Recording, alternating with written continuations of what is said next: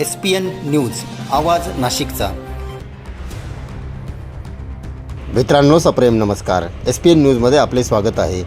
जयवंत पवार हत्या प्रकरणातील आरोपी इंदोर येथून आडगाव गुन्हे शोध पथकाच्या ताब्यात। इंदोर क्राईम ब्रांच व आडगाव गुन्हे शोध पथक यांची संयुक्त कामगिरी।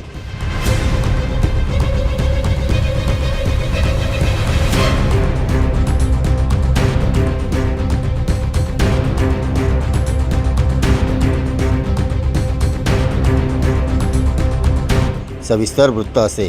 दिनांक 9 मे रोजी पहाटे 3:30 वाजता जयवंत यशवंत पवार हे त्यांचा मित्र विनोद आगळे यांच्यासोबत आडगाव नाका परिसरामधून मधुर मिलन स्वीट समोर छत्रपती संभाजीनगर नाका येथे उभे असताना संशयित आरोपी राजेंद्र विठोबा काकवीपुरे हल्ली मुक्काम केकेवा कॉलेज मागे मूळ राहणार येवला याने जुने वादाच्या कारणावरून धारदार शस्त्राने हल्ला करून जयवंत यशवंत पवार याला जिवे ठार मारले होते।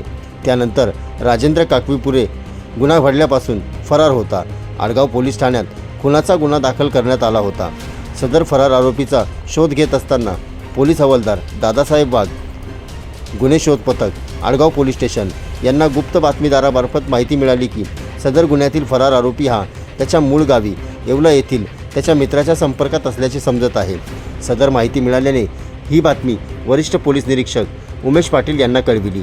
तसेच आरोपीस ताब्यात घेण्यासाठी आदेश देण्यात आले असता आडगाव पोलीस स्टेशन कडील गुन्हे शोध पथकाचे विकास पंचमुख, दादासाहेब वाघ, इम्रान शेख, सुमित शिंदे, शक्ती पेंढारकर, मनोज मोरे असे पथक खाजगी वाहनाने येवला येथे रवाना झाले। सदर ठिकाणी गेले असता बातमीप्रमाणे त्याच्या मित्राचा येवला येथे शोध घेऊन त्यास विश्वासात घेऊन त्याच्या परिवाराबद्दल माहिती घेतली।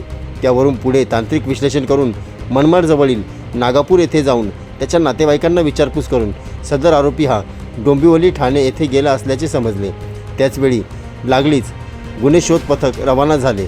डोंबिवली येथे पोहोचून फरार राजेंद्र काकवीपुरे हा उज्जैन येथे महाकाल दर्शनासाठी गेला असल्याचे समजले।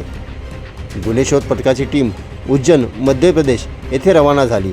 प्रवासादरम्यान सदर आरोपी हा उज्जैनवरून इंदोरच्या दिशेने येत असल्याची माहिती मिळाली। त्यावरून आडगाव गुन्हे शोध पथकाला इंदोर येथे पोहोचण्यास उशीर लागणार होता। त्यांनी इंदोर क्राईम ब्रांच यांना आरोपीबद्दल माहिती देऊन त्यास ताब्यात घेण्यास सांगितले। अशा प्रकारे आडगाव गुन्हे शोध पथक आणि इंदोर क्राईम ब्रांच यांच्या संयुक्त कारवाईने फरार आरोपीस ताब्यात घेण्यात आले। सदरची कारवाई ही पोलीस आयुक्त संदीप कर्णिक, पोलीस उपायुक्त मोनिका राऊत, परिमंडळ 1, सहाय्यक पोलीस आयुक्त शेखर देशमुख यांच्या मार्गदर्शनाखाली वरिष्ठ पोलीस निरीक्षक उमेश पाटील, सहाय्यक पोलीस निरीक्षक निखिल बोंदे, पोलीस उपनिरीक्षक विकास पंचमुख, पोलीस हवालदार दादासाहेब वाघ, इम्रान शेख, शिवाजी आव्हाड, निलेश काटकर, मनोज परदेशी, सुमित शिंदे, शक्ती पेंढारकर, मनोज मोरे, रवींद्र लिलके, अक्षय गोसावी, दीपक भुजबळ, प्रीतम बोराटे, वैशाली बश्चाव तसेच इंदोर गुन्हे शाखेचे पोलीस उपनिरीक्षक अमित कटियार, ओम यादव, अमित शर्मा, कैलास भवर यांनी ही कामगिरी चोखरित्या बजावली। या घटनेसंदर्भात अधिक तपास सहाय्यक पोलीस निरीक्षक सतीश जगदाळे करीत आहे। SPN न्यूजसाठी प्रतिनिधी सोहेल खान। सर्व जनतेपर्यंत आमच्या बातम्या पोहोचवण्यासाठी आम्ही हे एक माध्यम चालू केलं आहे। त्याचं नाव आहे SPN न्यूज आवाज नाशिकचा। आमच्या या चॅनलला आजच सबस्क्राईब करा आणि बेल आयकॉन प्रेस करा। धन्यवाद।